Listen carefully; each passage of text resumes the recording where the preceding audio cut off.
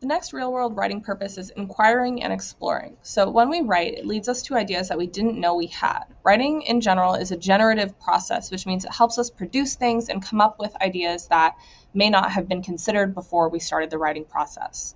So genuine inquiry and exploration are vital for motivation. We should all be curious about the world around us and investigate it, not just simply wonder and then never do any work to figure out the answers. Explorative writing doesn't necessarily have a specific end in mind, but that doesn't make it any less valuable. Sometimes it's good to just go out and search and learn, especially when we have awesome technology like the internet at our fingertips. So most why questions that people ask are questions of inquiry, and answering that and figuring out whether it's got a single answer or multiple answers is part of this process. So your task for inquiring and exploring is to do some investigation. I want you to think about something you've always wondered but don't know very much about. You're going to finish this prompt. I'd like to know more about blank.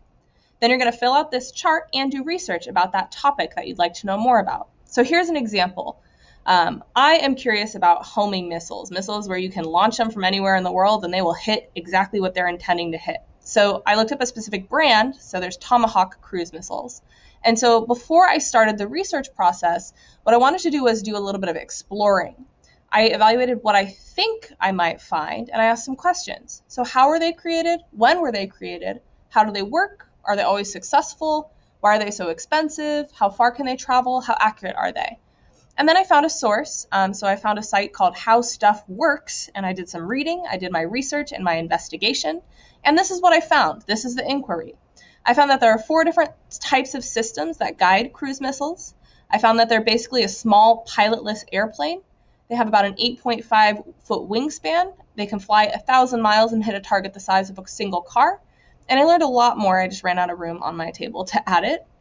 But I did some investigation. I had a question that I didn't know the answer to, and so I explored the answer and I inquired about that question. So that's going to be your task for this reading purpose.